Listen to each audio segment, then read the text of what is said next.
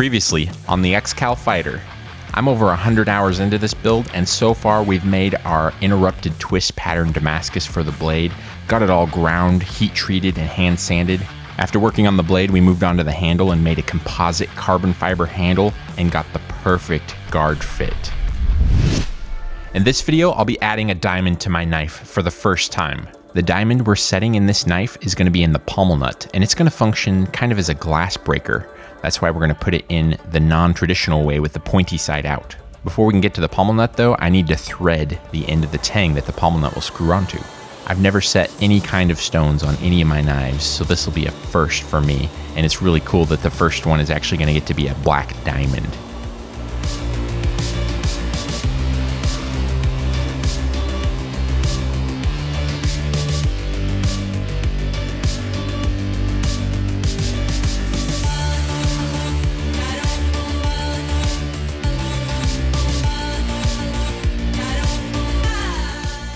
Got the end of the tang shaped for threading, but right now it's really hard. So I want to anneal it so it'll be nice and soft, so we'll be able to cut threads in it easier. So I'm just gonna lightly heat the end up until it's glowing a little bit, and then we'll let it air cool.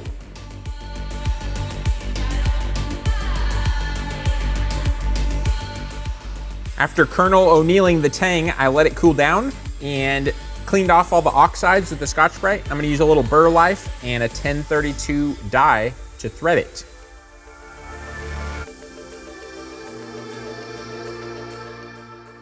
I forget how amazing it is when you have a brand new die. It's not like dull and worn out with the teeth broken off. It actually cuts instead of smears. They're only like 10 bucks a piece. You should just throw them away more often.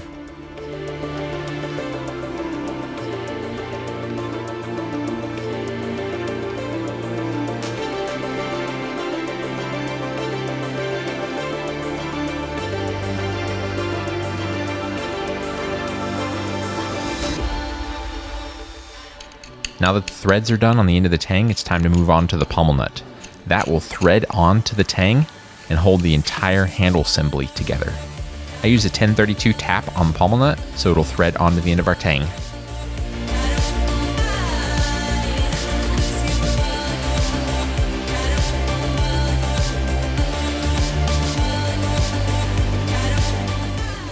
Got the pommel nut threaded, got some good threads in here.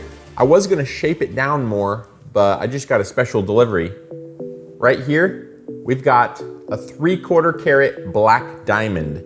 This is gonna go into the pommel nut and act as kind of a glass breaker because it's got a really nice sharp point on it. It's gonna be really cool for this knife. I was gonna shape everything down more, but since we have this here, I think we need to practice inlaying a stone so we can figure out exactly how long and how big we need to make the head of the pommel nut to be able to put this black diamond in there. We've got our 3/4 carat black diamond. This is a natural diamond, it's not man-made. It has been darkened though. It's been through a heat process that turns it black. We're gonna be using this in a non-traditional way because we're gonna be using the bottom of the diamond because it has that nice sharp point on there. It's gonna be a little bit of a shame that we have to bury the top because it has all those facets on there and everything, but that's what we gotta do since this is gonna be like a glass breaker on the pommel nut. I need to practice setting that diamond, so I bought some cubic zirconia, also known as CZ, and it's pretty close to the same size. It's a little bit different cut than our black diamond, but it's similar, it's as close as I could get it. It should work well as a practice. This should be super fun to work with this diamond. I've never set any stones in any of my knives before, so this is gonna be a world's first for me.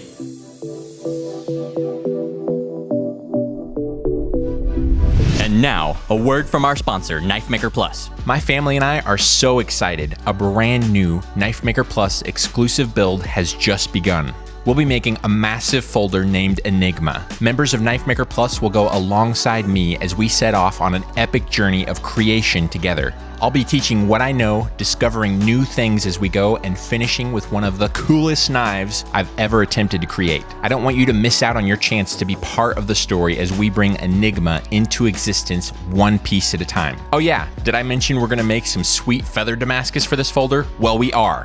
Feather Damascus, carbon fiber, titanium, gun-blued steel, gold inlay, bearings, pivots, and screws will all be married together in the union of the ages. Enrollment is officially open. The link's in the description. The Enigma folder, only on Knifemaker Plus. This is why we do practice, because I actually messed up already. I was trying to see if the hole was the right size, and it kind of got stuck in the hole, and I was having a hard time getting it out. So I decided to just take this leather hammer and lightly tap it in the hole further to see how it fit in there if I lightly tapped on it. And the CZ completely shattered on me. I was not expecting that. I guess that's why CZ is like $2 for a little thing that big, and a diamond, you know, a clear diamond that size would be thousands of dollars. So I'm gonna cut that off and we're gonna practice again. Thankfully, we have, I don't know, 10 or 15 of those CZs we can practice with.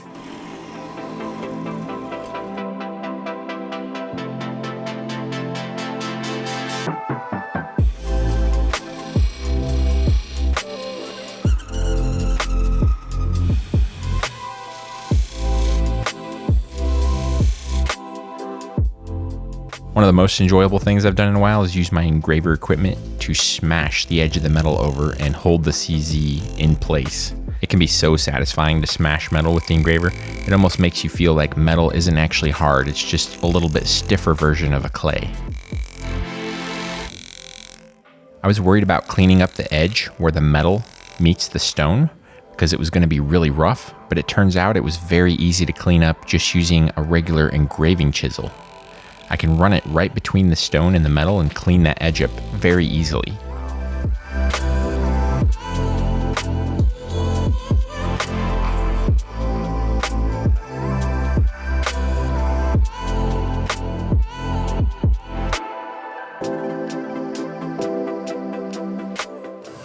So first I'm just gonna cut it down to the size that my real pommel nut will be approximately, and then I can shape the end and clean up the end a little bit more.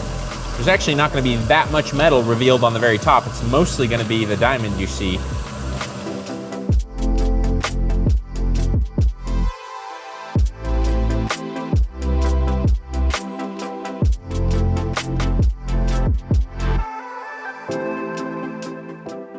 If you look closely here, you can see a fingerprint on the top of the stone that I didn't clean off before I set it. If you're setting something clear, make sure you clean it off really well before you set it.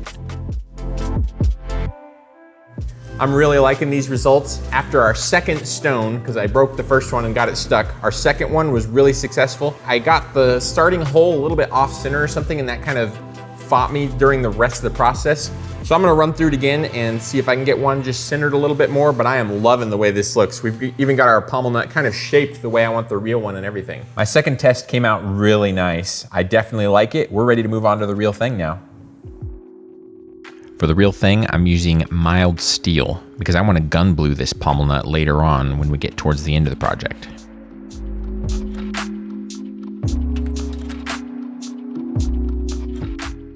We've got a nice little place for our black diamond to live with just a little bit sticking up so we can use the engraver to smash it over and hold the diamond in place.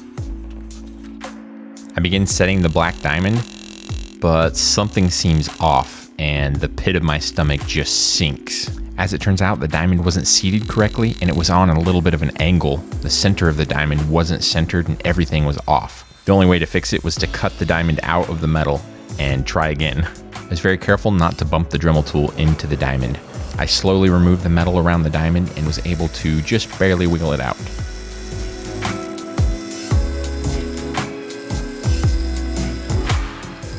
I messed up setting the stone and it was in there kind of crooked, so I had to cut it out with the Dremel tool and make another pommel nut because the other one was getting too short. So we've got a brand new pommel nut here, and I'm gonna try setting the stone for a second time. This time I'm gonna take it out and check how centered it is and make sure it looks good before I really start hammering it in there. It's still able to be moved around a little bit right now. I think that looks pretty good. It looks very centered. I'm gonna go in and lightly keep working that, closing the metal around the diamond and try to keep a close eye on it. After the diamond's seated, I clean up the very edge on the engraver and then move back to the lathe out in the shop. With the pommel nut spinning on the lathe, I can use the Dremel tool to slowly shape the top of the pommel nut into the final shape I want it. I'm being very careful to stay off the diamond. Even though the diamond's hard enough that the Dremel tool shouldn't affect it, I don't want to take that chance just in case.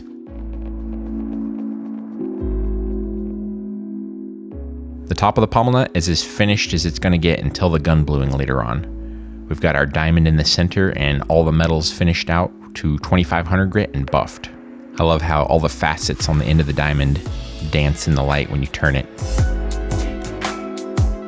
The pommel nut's almost finished, but we still need a hole going through it so we can put the takedown tool through the pommel nut to tighten and loosen it.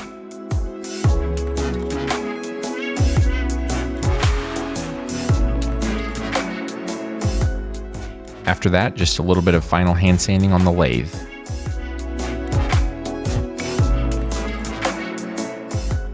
The pommel nut is pretty much finished for now. We'll have to do a little more finishing and then gun blue it later. It has a 1500 grit finish on the top and down in that little groove. And we have our nice little hole for our takedown tool. We've also got the pommel thinned down and I surface ground it just to give it a little bit of a finer finish.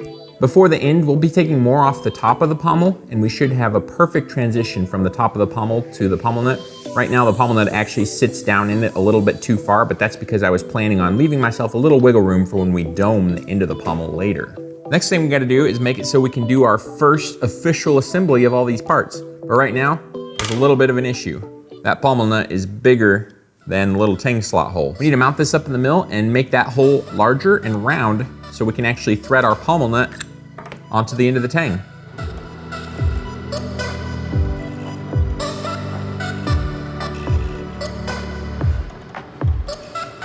Our pommel nut fits down into the handle now, but I may need to make that hole a little bit larger depending on how everything lines up. We will see.